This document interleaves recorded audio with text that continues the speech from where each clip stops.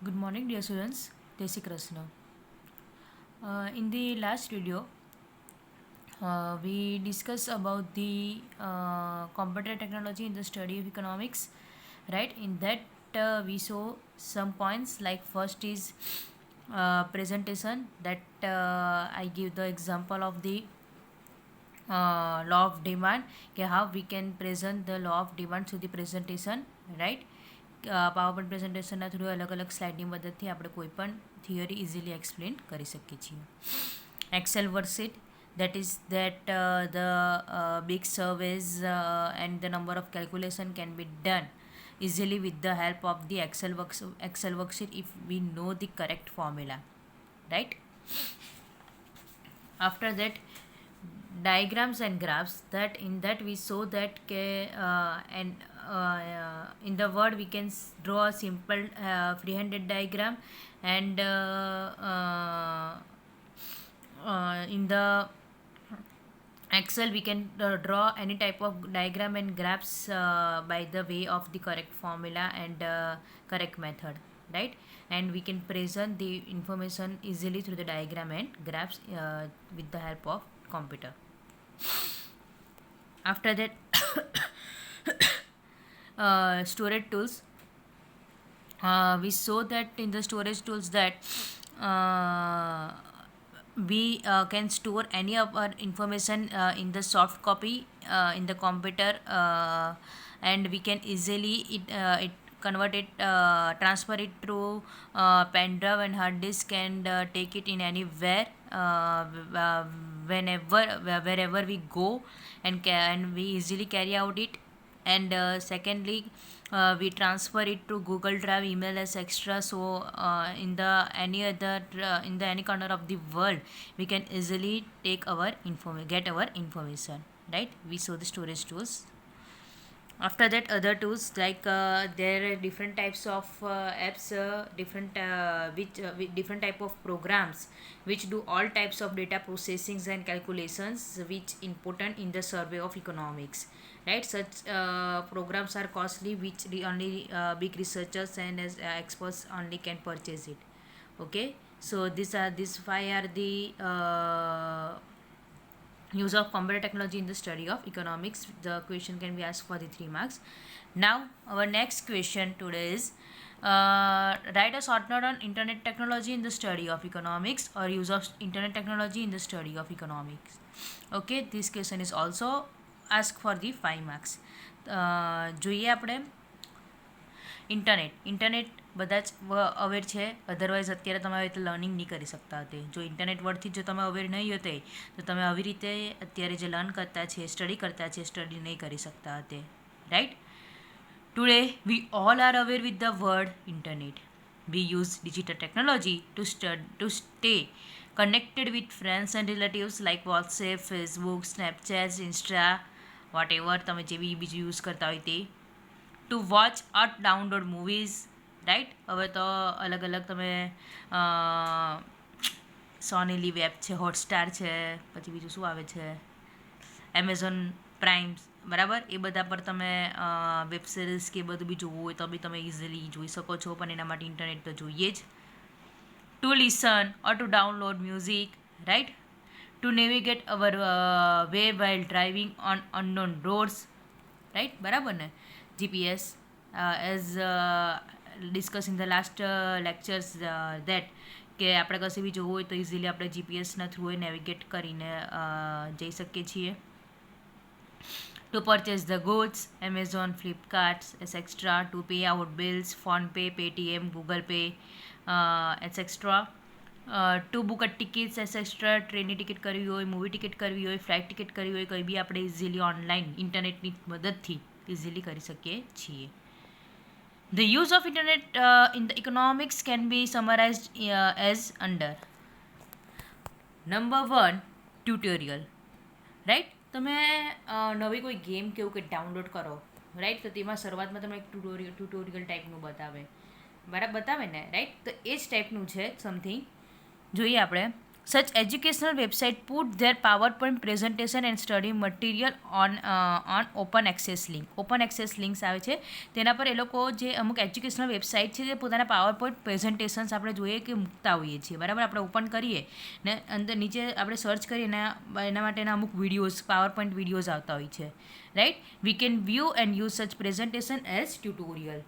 આપણે પ્રેઝન્ટેશનને as a tutorial તરીકે યુઝ કરી શકીએ છીએ. એની અંદર પ્રોપર ફૂલ ઇન્ફોર્મેશન નહીં હશે, બટ અમુક કેવી રીતે આપણે આગળ જવાનું છે તો તેના માટેની અમુક ઇન્ફોર્મેશન તમને પાવરપોઈન્ટ પ્રેઝન્ટેશનના થ્રુએ બરાબર મળી શકે છે. તમે યુટ્યુબ પર કે એના પર બી સર્ચ મારતો તમને અમુક મળી શકે છે. એઝ અ ટ્યુટોરિયલ તરીકે આપણને એની મદદ લઈ શકીએ છીએ. આફ્ટર દેટ છે એક્ટિવ લર્નિંગ. અત્યારે જે આપણે કરતા છે તે one type of some experts put their video of their lectures on an open access sites. Some institute also create live lectures available to students, right. અત્યારે આપણે કરતા જ છે ને આ વસ્તુનો એક્ટિવ લર્નિંગ. તમે અત્યારે યુટ્યુબ પરથી કે એટલે તમે અત્યારે સ્કૂલની એપ પરથી કે વોટ્સએપ ગ્રુપ પર જેના પર બી વિડીયો આવે તો તેના પરથી તમે વિડીયો જોવો છો, પણ એ વિડીયો મુકાય ક્યાં છે? યુટ્યુબ પર એના પર મુકાય છે, right. After that live videos, live lectures available, right. તમે સાંજે ઝૂમ પર અકાઉન્ટ ને સ્ટેટના લાઈવ લેક્ચર્સ ભણો જ છો, રાઈટ. તો એવી રીતે ઇન્ટરનેટ એક્ટિવ લર્નિંગ માટે પણ ઉપયોગી છે. આમાં તમારે એઝ ઇકોનોમિક્સનો યુઝ કરીને વર્ડ્સનો યુઝ કરીને લખવાનો છે, બટ અત્યારે તમે બધા સબ્જેક્ટ્સની અંદરમાં આવી રીતે તમે પ્રેક્ટિકલી ભણતા જ છો, બરાબર. એટલે તમને વધારે ખ્યાલ આવશે. નાવ by registration on their sites we can listen and watch the lectures like do in our classroom. અમુક ઓનલાઈન ક્લાસીસ એટલે અમુક એવા સાઇટ્સ પર ક્લાસીસ ચાલતા યુનિવર્સિટીના ને એવા રેકોગ્નાઇઝ યુનિવર્સિટીના કે જેને આપણે ફીસ ભરીને આપણે એના જે લેક્ચર્સની અમુક ફીસ હોય ને તે પે કરી ને આપણે ઘરેથી સ્ટડી કરી શકીએ છીએ, બરાબર. તો આપણે એવી રીતે કરીને ક્લાસરૂમમાં જેવી રીતે સ્ટડી કરતા હોય તેવી રીતે આપણે એના જે ક્લાસીસ છે તે આપણે એટલે લેક્ચર્સ છે તે બરાબર તે અટેન્ડ કરી શકીએ છીએ. Reading material. Numerous books are available online free of cost for reading, right. આપણે સ્ટડી રિલેટેડ બી બહુ બધી બુક્સ મળી શકે છે ઓનલાઈન.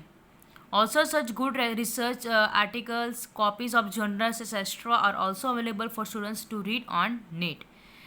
સચ materials are known as e books, e journal એસેસ્ટ્રા.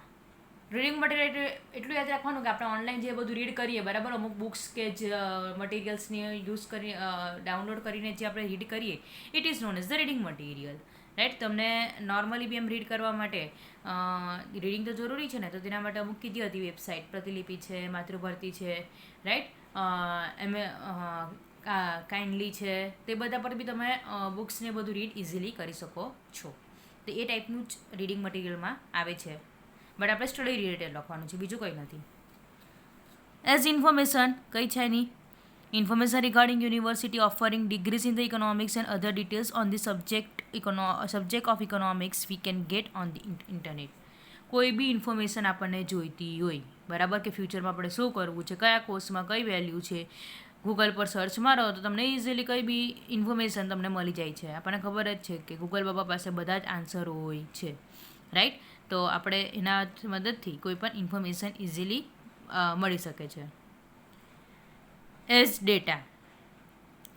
Data regarding banking on website of RBI, data regarding import exports on website of ministry of commerce and industries, data regarding budgets on website of ministry and finance etcetera can be available which are authentic, બરાબર. આ word યાદ રાખજો, authentic.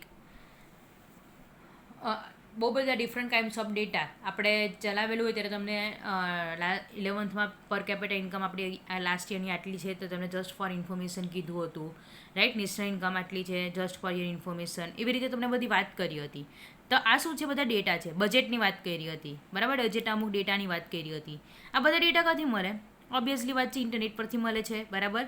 But આપણે internet પર એવી site પર જવાનું છે સર્ચ કરીને કે જે ઓથેન્ટિક હોય, જે ગવર્મેન્ટ તરફથી રેકોગ્નાઇઝ થઈ હોય, બરાબર. બિકોઝ ઓથેન્ટિક એન્ડ ટ્રસ્ટવર્ધી જ ઇન્ફોર્મેશન જરૂરી છે. અત્યારે આપણને ખબર છે in this pandemic situations there are so many rumours also available on the internet. તો આપણે કોઈ પણ રૂમર્સ પર બિલીવ નહીં કરી શકીએ, રાઈટ. બહુ બધા રૂમર્સ એવા આવતા હોય છે. આપણે only authentic and trustworthy website પર જ આપણે બિલીવ કરવાનું છે. Okay, this all are the secondary data. આ બધા ડેટા આપણે કલેક્ટ કર્યા, બરાબર, તે બધા કેવા છે? સેકન્ડરી ડેટા છે. બિકોઝ ઓલરેડી કોઈએ એને રિસર્ચ કરીને કલેક્ટ કરી દીધા છે અને સેકન્ડ ટાઈમ આપણે એનો યુઝ કરતા છે. બધા ડેટા કયા થયા છે? Secondary data. Also, the data collected by CSO, NSSO, WHO, UNO, CMIE, IMF as extra are put on in website. એટલે આ બધા જે છે CSO છે એટલે કે central statistic organisation, NSSO national sample survey organisation, WHO world health organisation, UNO united nation organisation etcetera, IMF international monetary fund, CMIF એટલે મારે એક્ઝેક્ટલી આઈડિયા નથી, કંઈ નહીં, આટલાનું ખબર છે. આ બધા સેન્ટર ફોર સમથિંગ છે. આ બધું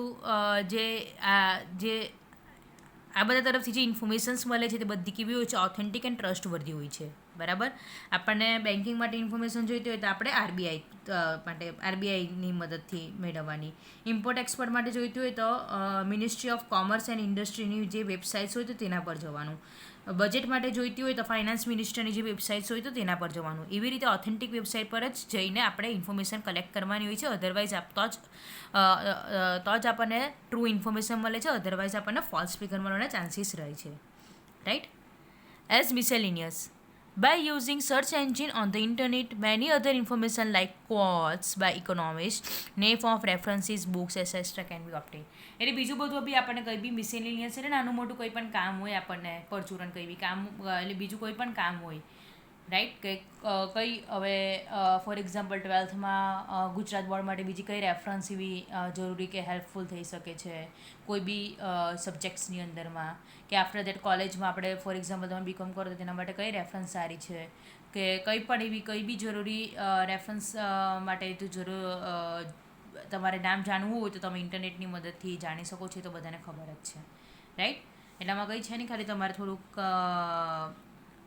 ધ્યાન રાખીને લખવાનું છે. એની અંદર સ્ટડી સાથે કનેક્ટ કરીને લખવાનું છે. યુઝ તો આપણે કરતા જ છે બધા, પણ સ્ટડી સાથે કલેક્ટ કરીને લખવાનું છે. નંબર 1 ટ્યુટોરિયલ, કે પાવર પોઈન્ટના જે પ્રેઝન્ટેશન્સ જે મૂકે છે, રાઈટ, તેને જે ટ્યુટોરિયલ તરીકે યુઝ કરી શકીએ છીએ. નંબર 2 છે એક્ટિવ લર્નિંગ, કે અત્યારે જેવી રીતે તમે સ્ટડી કરતા છો, each one type of active learning. Reading material, કે કોઈ બી તમે બુક, તમને માતૃભારતી અને પ્રતિલિપિની એમ જ એક્ઝામ્પલ આપ્યું છે, તમે એવી રીતે કોઈ પણ બુક્સ ઓનલાઈન તમે રીડ કરી શકો છો. એઝ ઇન્ફોર્મેશન, કે કોઈ બી ઇન્ફોર્મેશન તમારે કલેક્ટ કરવી હોય તો તમે ઇઝીલી કલેક્ટ કરી શકો છો. એઝ અ ડેટા, કે જે ટ્રસ્ટવર્ધી વેબસાઇટ છે, ઓથેન્ટિક વેબસાઇટ છે, એના પરથી આપણે ડેટા કલેક્ટ કરી શકીએ છીએ. આ બધા કેવા ડેટા છે? સેકન્ડરી ડેટા છે. એન્ડ એઝ અ મિસેલિનિયસ, કે કોઈ બી કોર્સ જોઈતા હોય, કોઈ બી રેફરન્સીસ જોઈતા હોય બુક્સ માટેના, તો તે બી તમે આપણે ઇઝીલી ઇન્ટરનેટના થ્રુએ કલેક્ટ કરી શકીએ છીએ. તો તમે ઇન્ટરનેટનો તો ઉપયોગ કરતા જ છો, બટ આ જસ્ટ તમારે ઇકોનોમી સાથે કનેક્ટ કરીને લખવાનું છે, બીજું કોઈ નથી. મોકલી જોઈ લેજો, કોઈ બી નહીં ખબર પડે તો પૂછી લેજો. આનો આન્સરનો પિક પર એને સેન્ડ કરી દઈશ, PDF, તે તમારે લખવાનો છે અને સેન્ડ કરવાનો છે. હજુ પણ બહુ ઓછાના રિસ્પોન્સ આવે છે. પ્લીઝ તમે રેગ્યુલરલી બધા આન્સર લખતા થાઓ અને બુક કમ્પ્લીટ કરતા થાઓ, રાઈટ. પ્રોપર બુક બનાવો જે તમને પાછળથી એક્ઝામના ટાઈમે તમને જ કામ આવવાની છે. મને કંઈ કામ નથી આવવાની, બુક તમને જ કામ આવવાની છે. ઓકે, બુકમાંથી વાંચ્યું હશે ને કદાચ તમારી જ બુકમાંથી તમે વાંચ્યું હશે તો તમને એ વસ્તુ ઇઝી પડશે. Okay, right. અત્યાર સુધીમાં કોઈ પણ કન્ફ્યુઝન ક્વેરીઝ હોય, રાઈટ, આ 2 દિવસમાં આપણું ચેપ્ટર કમ્પ્લીટ થઈ જશે, બિકોઝ હવે 2 જ ક્વેશ્ચન આપણા બાકી છે. ઓકે, 2 જ ક્વેશ્ચન બાકી છે, એટલે 2 ડેઝમાં આપણું ચેપ્ટર કમ્પ્લીટ થઈ જશે આ વીકની અંદરમાં. ને આફ્ટર દેટ તમને એક્સરસાઇઝ હોમવર્ક માટે મળી જશે. કોઈ પણ કન્ફ્યુઝન ક્વેરીઝ હોય તો you can ask me. And please stay home, stay safe, take care of your self and your family. Thank you.